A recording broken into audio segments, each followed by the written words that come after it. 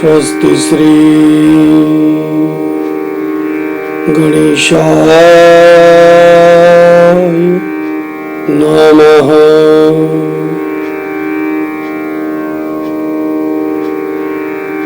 श्री सरस्वत्यै नमः। श्री गुरुभ्यो नमः। ओम नमो भगवते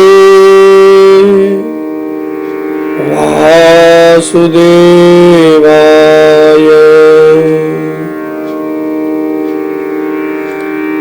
नारायणं नमस्कृत्य नरं चैव नरोत्तमं देवीं सरस्वतीं व्यास ततो जयमुदीरयेत्।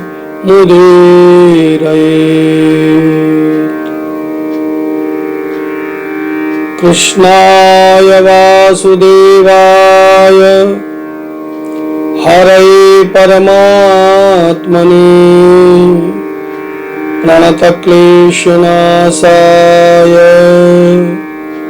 गोविन्दाय नमो नमः।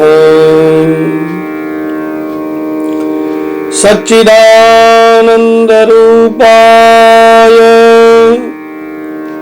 विश्वोत्पत्त्यादिहेतवे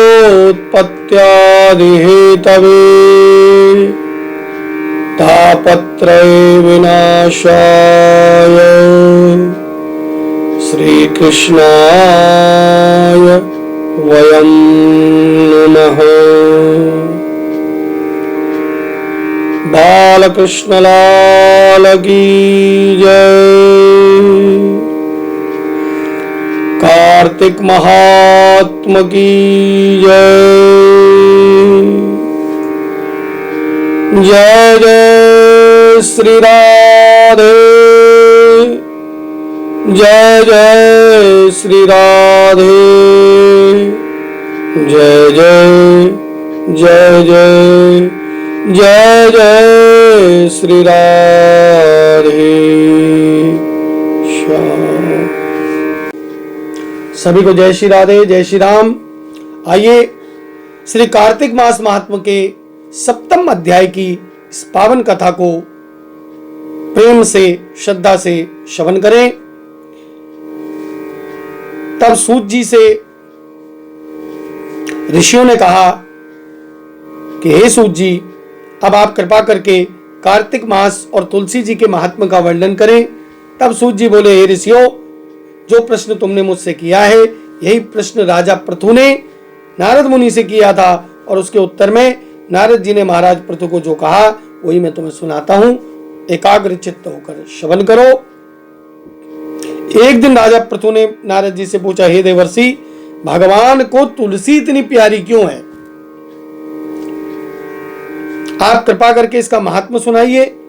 तब पृथु की बात सुनकर नारद जी बोले कि सुनो, एक कथा मैं तुम्हें श्रवण कराता हूं। एक बार देवराजेंद्र बहुत से देवताओं और अप्सराओं सहित श्री महादेव जी के दर्शन को कैलाश पर्वत पर गए, और वहां उन्होंने एक कैलाश पर्वत पर जब वो पहुंचे तो उन्होंने भयानक आकार के भयंकर नेत्र वाले एक पुरुष को देखा। तब इंद्र ने उससे पूछा, तो कौन है और शिव कहाँ है? इंद्र के कई बार पूछने पर भी उसने कोई उत्तर नहीं दिया। तो इंद्र को क्रोध आ गया, और क्रोध में आकर इंद्र ने अपना वज्र उसके कंठ पर दे मारा, जिससे उसका कंठ नीला हो गया, परंतु साथ ही इंद्र का वज्र भी भस्म हो गया। तत्पश्चात उसकी आंखों में प्रचंड ज्वाला प्रकटी, और ऐसा प्रतीत हो रहा था मानो ज्वाला इंद्र सहित सारे संसार को जला देगी।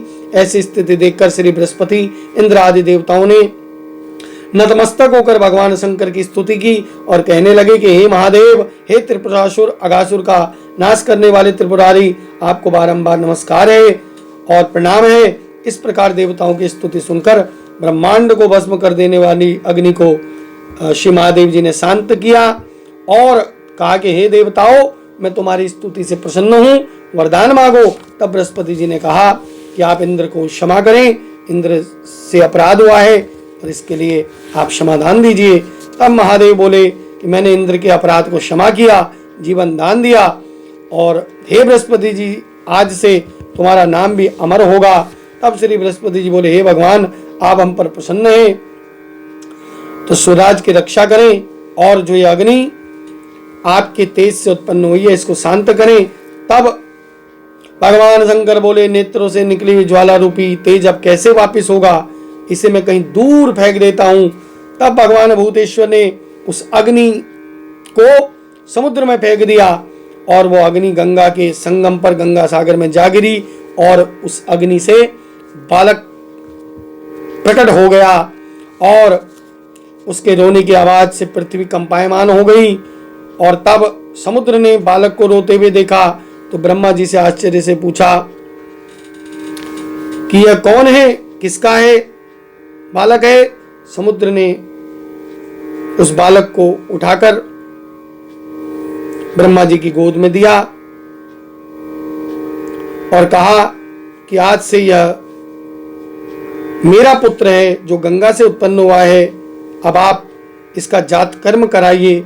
तब समुद्र के कहने पर ब्रह्मा जी ने उसके जात कर्म करने की तैयारी की, और तभी उस बालक ने ब्रह्मा जी की दाढ़ी पकड़कर जोर से मरोड़ दी, और जिसके मरोड़ने से ब्रह्मा जी के नेत्रों से आंसू निकलने लगे। और तब किसी प्रकार ब्रह्मा जी ने अपनी दाढ़ी छुड़ाई और कहने लगे कि इसने हमारी आंखों से जल निकाल दिया, इसलिए इसका नाम जलंधर होगा, और यह शिव जी के अतिरिक्त संसार में किसी के हाथों नहीं मर पाएगा। इसका कारण है क्योंकि यह शिव के अंश से उत्पन्न हुआ है। और इतना सुनते हुए बालक युवा हो गया। तब ब्रह्मा जी ने शुक्राचार्य जी को बुलाकर उसका राज्याभिषेक कराया और ब्रह्मा जी अंतर ध्यान हो गए। सिंधुराज ने कालनेमी की पुत्री जिसका नाम वृंदा था उसके साथ जलंधर का विवाह कर दिया।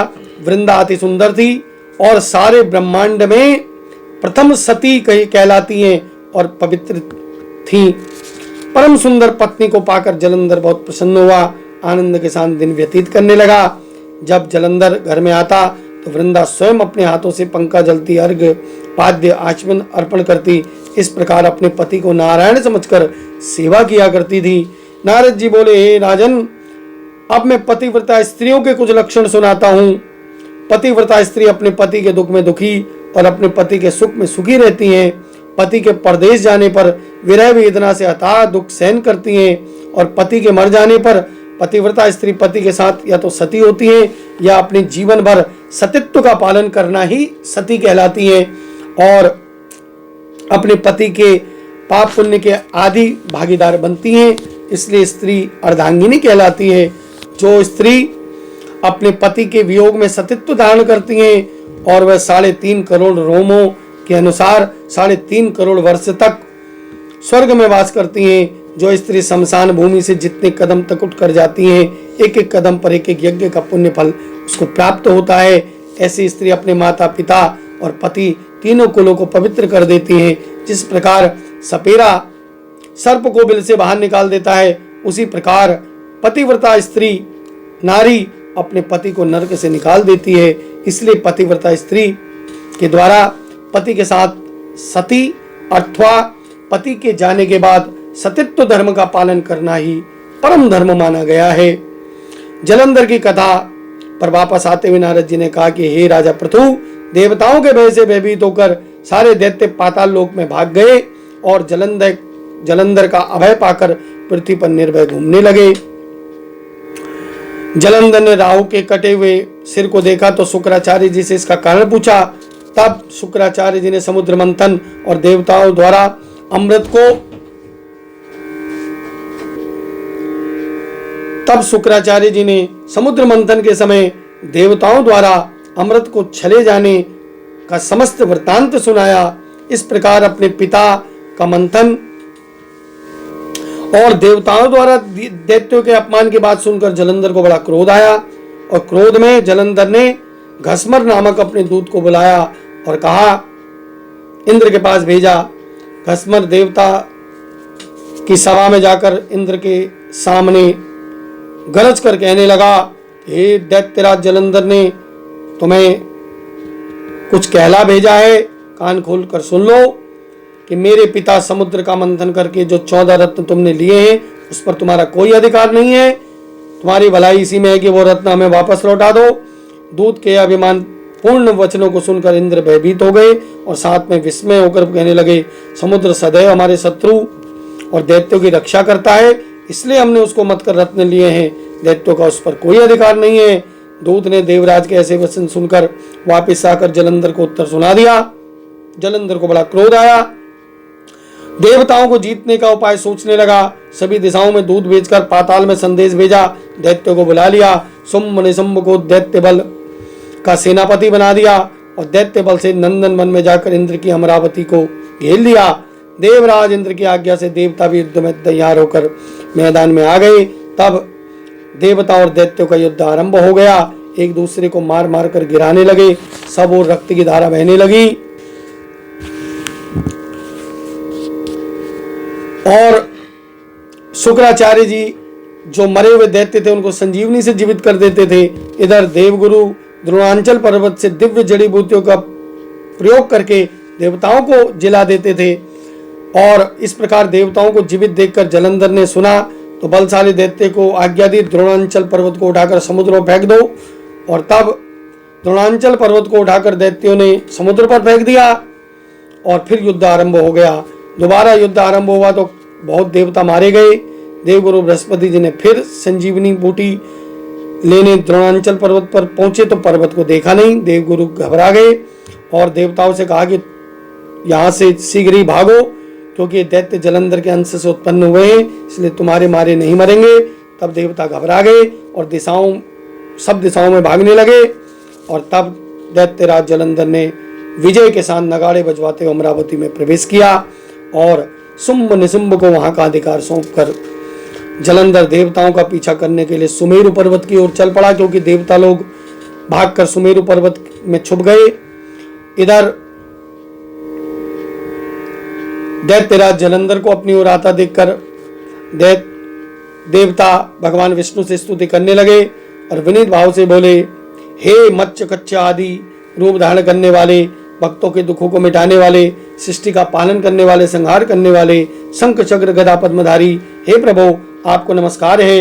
हे लक्ष्मी नारायण देवताओं दैत्यों का नाश करने वाले, हे पीताम्बरधारी, हे शरणागत के रक्षक, आपको नतमस्तक नमस्कार है। इस प्रकार जलंधर नामक दैत्य से हम देवताओं के समस्त संतापों को हरिए और आपको नमस्कार है।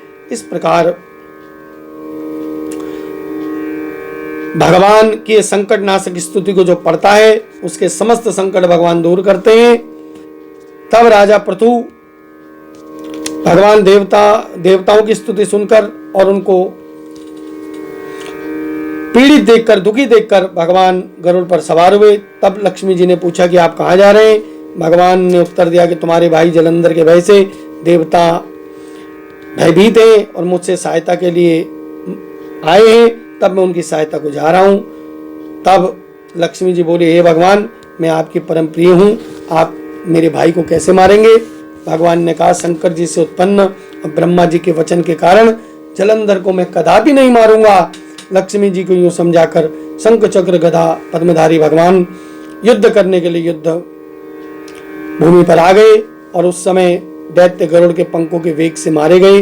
पवन से पीड़ित दैत्य को देखकर जलंधर को क्रोध आया और तब भगवान विष्णु से युद्ध करने के लिए जलंधर स्वयं आया। जलंधर और भगवान विष्णु का युद्ध हुआ और इतना भयानक युद्ध हुआ कि सारा ब्रह्मांड भयभीत हो गया। तब अंत में भगवान ने कहा, दैत्यराज तुम्हारा हमारा युद्ध ठीक नहीं, क्योंकि तुम लक्ष्मी जी के भाई हो। तब जलंधर ने कहा, प्रभु आप प्रसन्न हैं तो आप मैं वरदान मांगता हूँ कि आप लक्ष्मी जी और गरुड़ सहित मेरे घर में निवास करें। तब भगवान विष्णु लक्ष्मी जी और गरुड़ सहित उनके घर में वहां रहने का वचन देकर चले गए। तब समस्त देवी देवताओं के स्थान पर दैत्यों की नियुक्ति करके जलंधर अपनी राजधानी में निवास करने लगा और जितने भी रत्न थे वो भी सब उन्होंने छीन लिए, अपने अधिकार में ले लिए। निशुंभ को शासन करने के लिए पाताल में भेज दिया। शुंभ निशुंभ ने शेष आदि नागों को वश में कर लिया। इस प्रकार जलंधर देव, यक्ष, किन्नर, गंधर्व, मनुष्य सबको अपनी प्रजा बनाकर पुत्र के समान धर्म की नीति से पालन करते हुए त्रिलोकी पर शासन करने लगा। यह कथा सुनकर नारद जी ने कहा, हे राजा पृथु, एक समय भगवान का दर्शन करने तथा जलंधर का वैभव देखने के लिए हम भी उसकी राजधानी में गए थे। नारद जी कहते कि मैं भी एक बार जलंधर की राजधानी में गया था। इस प्रकार यहाँ पर कार्तिक मास महात्म का 7वां अध्याय पूरा हुआ। शेष कथा कल के प्रसंग में। सभी को जय जय श्री राधे।